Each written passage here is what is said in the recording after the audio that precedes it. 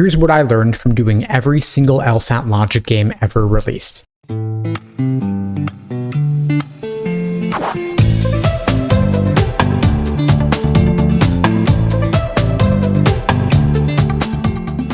Hey, what's up everybody? Steve Schwartz here from LSAT Unplugged, joining you today to share the lessons I learned from doing every single LSAT logic game ever released back when I was studying. Before I get into it, a little bit about LSAT Unplugged. We offer live online classes via Zoom, on-demand video courses, small group coaching, and one-on-one coaching. Check out the links below this video to find out more and to book a call with me and my team. We'd love to help you out. So, recently, someone was commenting asking what was my LSAT routine back when I was studying for the LSAT. Part of that routine was doing every single logic game ever released at the time.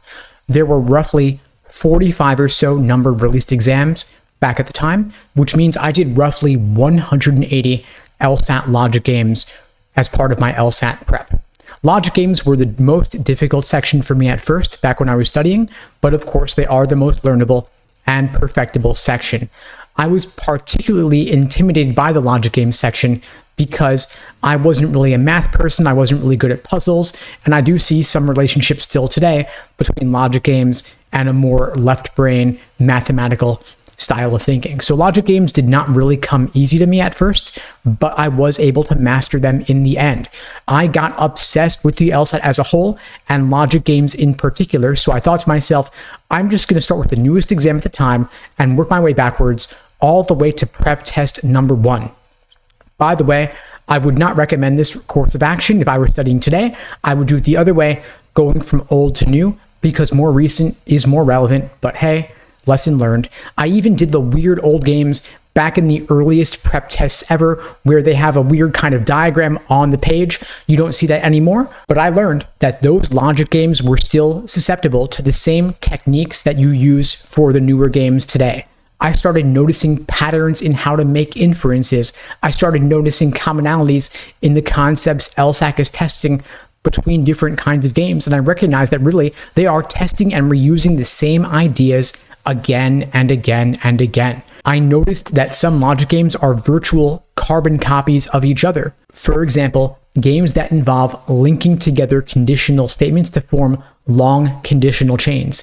You may have heard of the famous Birds in the Forest game, PrepTest 33 Game 2. It's a classic game used in a lot of instructional materials, mine included. It turns out there are a lot of other logic games just like this game. For example, Super Prep B Game 2, PrepTest 36 Game 1, PrepTest 45 Game 3, and PrepTest 58 Game 2 are all extremely similar to that Birds in the Forest game, PrepTest 33 Game 2. You draw out a conditional statement, you take the contrapositive, you link that with another conditional statement, building chains as you go till you have eventually a long web of relationships where you see A requires B, requires C, requires D, requires E.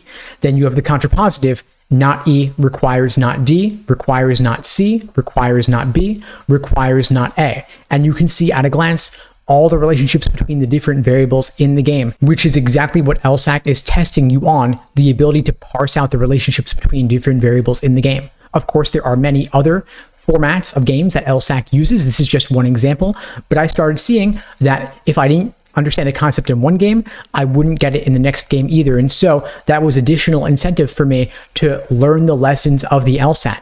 If you can do one game, you can do another game testing the same concept. And so it becomes this positive feedback cycle. The more you learn, the better that you do, which then of course incentivizes you to learn more, so you do even better, and on and on and on. And before you know it, you've seen every trick LSAT could possibly throw at you, and nothing new under the sun ever comes up again, so nothing can surprise you, and you will eventually get to the point where you can consistently achieve perfection on LSAT logic games. That is the goal.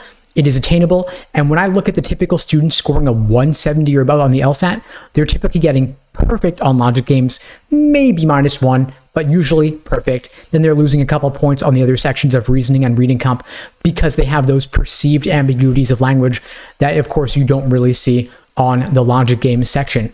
By the way, if you're looking to support preparing for the LSAT, check out my book, Mastering the LSAT. You can get your copy at lsatmasterybook.com. I've taken my best advice on LSAT study plans, structuring your LSAT self-study, and put all that information into this book. Again, Mastering the LSAT. There it is, Mastering the LSAT, available for you at lsatmasterybook.com. Anyway, folks, that's all for now. I hope you found this video helpful. In the meantime, I wish you all the best and take care.